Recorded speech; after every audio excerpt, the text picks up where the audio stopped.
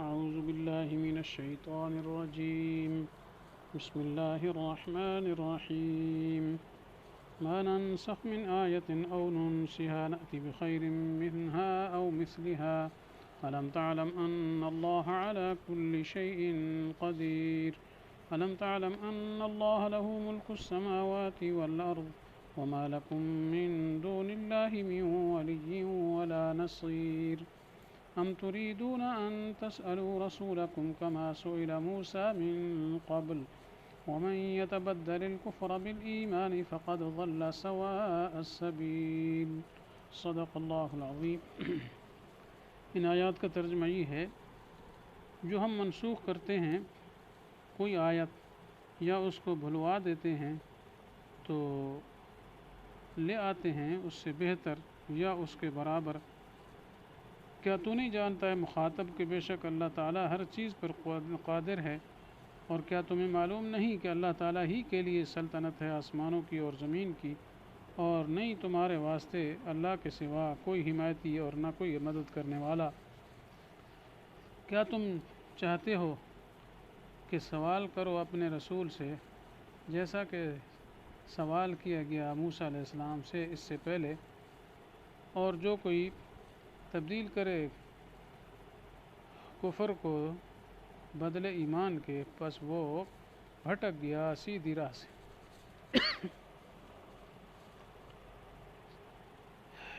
ان آیات کا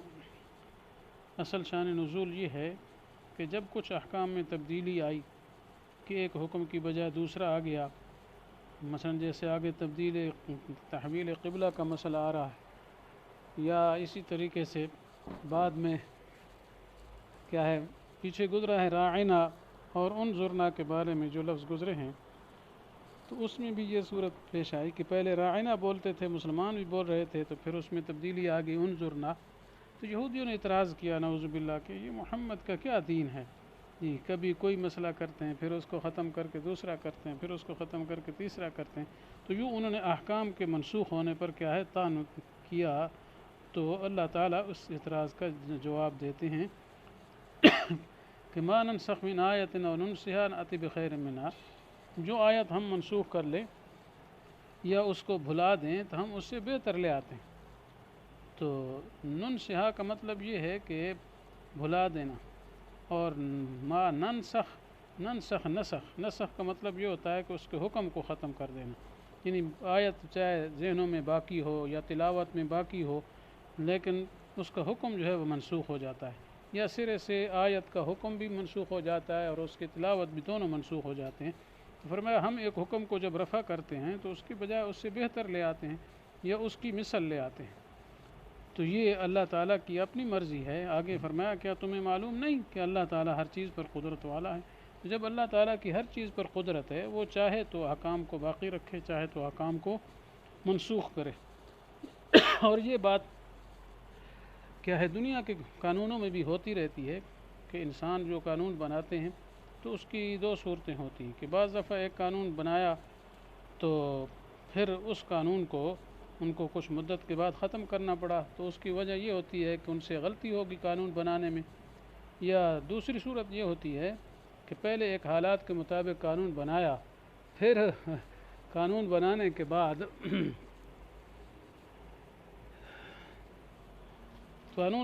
بعد جو ہے یہ ہوتا ہے کہ حالات تبدیل ہو جاتے ہیں.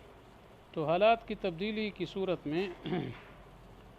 یہ ہوتا ہے کہ ان کو مجبوراً قانون بدلنا پڑتا ہے. پہلے قانون حالات کے مطابق تھا، اب حالات بدلے تو پھر ان کو بنانا پڑا. ان کو احوال کا پہلے علم نہ تھا، اس لیے تبدیلی کرنی پڑی. تیسری شکل یہ ہوتی ہے کہ پہلے سے ہی پتہ ہوتا ہے کہ یہ حکم اتنے تک ہوگا، حالات اتنے تک یوں چلیں گے، پھر اس کے بعد حالات یوں ہوں گے، پھر اس کے بعد یوں کیا ہے تبدیلی کی جائے گی. جیسے ایک ماہر ڈاکٹر مریض کو دوائی دیتا ہے،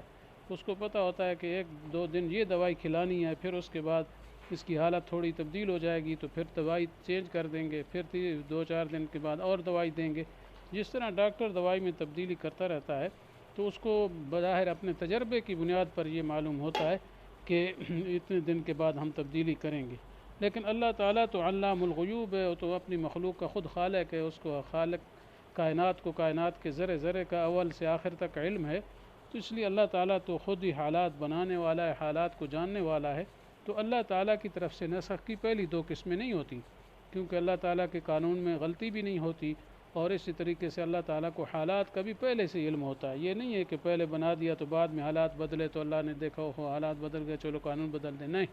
اللہ کو پہلے سے ہی پتہ ہوتا ہے کہ اتنے تک یہ حکم ہم چلائیں گے، پھر حالات تبدیل کریں گے، پھر اس کے بعد یہ حکم چلائیں گے۔ تو یہ مطلب ہے اللہ تعالیٰ کے کیا ہے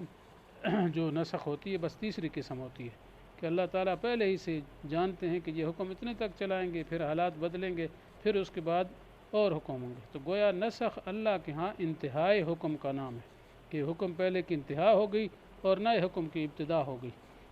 تو اس لیے فرمایا ہم ایک حکم تبدیل کرتے ہیں، اس کی بجائے دوسرا لے آتے ہیں جو اس سے بہتر ہوتا ہے۔ مثلا پہلے راعنا لفظ استعمال کیا جا رہا تھا، کچھ دن اجازت دے رکھی، پھر اس کے بعد منسوخ کر دیا کہ نہیں انظرنا کہو، تو انظرنا راعنا سے بھی بہتر ہے، کیونکہ راعنا کے اندر تو احتمال تھا ایک صحیح معنی کا ایک دوسرے معنی کا جو صحیح نہیں تھا، اور انظرنا کے اندر اور کوئی احتمال ہی نہیں، تو یہ اس جیسا لے آئیں۔ تو بہرحال یہ آیات منسوخ ہونا یہ کوئی نئی بات نہیں ہے، پہلی شریعتوں میں بھی ہوتا رہا ہے، یہ تمام شریعتیں، بلکہ ایک روایت میں آتے جتنی بھی شرائع گزری ہیں سب کے اندر کچھ نہ کچھ احکام کے اندر نسخ اللہ تعالیٰ کی طرف سے ہوتا رہا ہے۔ تو اب اگر نسخ ہو رہا ہے تو خواہ مخواہ یہودیوں کو اعتراض ہے، جی وہ جانتے اس بات کو کہ نسخ ہوتا رہا ہے، لیکن صرف مقصود ان کا طعنہ دینا ہے اسلام پر، اس لیے ایسی باتیں کرنے والے ہیں۔ آگے فرمایا الم تعلم ان اللہ لہ ملک السماوات والارض، کیا تمہیں پتہ نہیں ہے کہ اللہ تعالیٰ کے لیے آسمانوں کی اور زمین کی شہنشاہی ہے، وہ جس کو چاہے دے دے، جس کو چاہے نہ دے، تو یہ تو اس کی مرضی، ٹھیک ہے، اور جس وقت چاہے منسوخ کر دے، تو یہ سارا کچھ اسی کے قبضے میں۔ جب سارا کچھ اسی کے قبضے میں ہے تو اس سے اصل مسئلہ توحید اور دعوی توحید کی طرف اشارہ کر دیا گیا کہ ساری سلطنت کائنات میں اسی کی ہے، لہذا سب دعا و پکار بھی اسی کی ہونی چاہیے، تو اصل مسئلے کو بھی ساتھ یاد دلا دیا، اور فرمایا وما لکم من دون اللہ من ولی ولا نصیر، اور تمہارے لیے اللہ کے علاوہ کوئی حمایتی بھی نہیں ہے اور کوئی مددگار بھی نہیں ہے۔ تو جب مددگار دوست وہی ہے تو لہذا اللہ تعالیٰ ہی تمہارے احکام جو مقرر فرمائیں گے تمہاری مصلحت کا لحاظ رکھیں گے، اگرچہ اس پر مصلحت کا لحاظ کرنا ضروری نہیں ہے، لیکن وہ چونکہ ہمارے مددگار ہیں، ہمارے حمایتی ہیں، اس لیے جو احکام ہمارے مناسب ہوں گے ایسے احکام ہی اللہ تعالیٰ نازل فرمائیں گے۔ اس کے بعد اگلی آیت میں فرمایا ہم تريدون ان تسألوا رسولکم، کیا تم یہ چاہتے ہو کہ اپنے رسول سے ایسا سوال کرو جیسے موسیٰ علیہ السلام سے کیا تھا۔ اصل میں بعض یہودیوں نے یہ اعتراض کیا تھا آپ صلی اللہ علیہ وسلم کے سامنے آ کر، یہ کہا کہ دیکھو جی موسیٰ علیہ السلام تو ایک دفعہ تورات لے کر آئے تھے، تو آپ بھی ایک دفعہ ہی قرآن پورا لے کر آ جائیں، تو تمہارا قرآن ایسا کیوں نہ آیا؟ جیسے دوسرے موقع میں اعتراض کے طور پر کہا لولا انزل علیہ القرآن جملۃ واحدہ، سارا قرآن یک لخت کیوں نہ نازل ہوا؟ تو اس قسم کے سوال اور اس قسم کے اور بھی کچھ سوال جو ہے آئے تو اللہ تعالیٰ نے روک دیا، فرمایا ایسے سوال کرنے کا کیا فائدہ ہے؟ تمہارا مقصود سوال کرنے سے سمجھنا نہیں ہے، محض تان کرنا ہے، جی تان کے لیے سوال کرنے کی کوئی ضرورت نہیں۔ بعض مسلمانوں نے کچھ سوال کیے تھے، اس لیے بعض علماء کہتے ہیں یہ خطاب مسلمانوں کو ہے کہ تم ایسے سوال کرنے لگے ہو بے جا سوال، جیسے یہودیوں نے موسیٰ علیہ السلام سے سوال کیا تھا،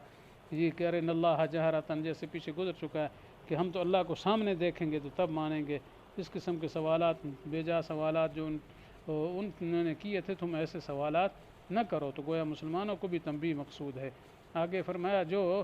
سوال صرف اس لیے کرتا ہے تاکہ آپ صلی اللہ علیہ وسلم کو تنگ کرے، جی، اور مقصود صرف کیا ہے اعتراض ہی اعتراض کرنا ہے، تو حق پر اعتراض کرنا یہ تو کفر ہے۔ اس لیے فرمایا جو ایمان کے بدلے میں کفر اختیار کرتا ہے تو وہ راہ راست سے بھٹک گیا ہے، تو اس وجہ سے اس قسم کے اعتراضات سے مسلمانوں کو روک دیا گیا۔ جی دعا ہے اللہ تعالیٰ ان آیات پر عمل کرنے کی توفیق نصیب فرمائے۔ وآخر دعوانا ان الحمد للہ رب العالمین۔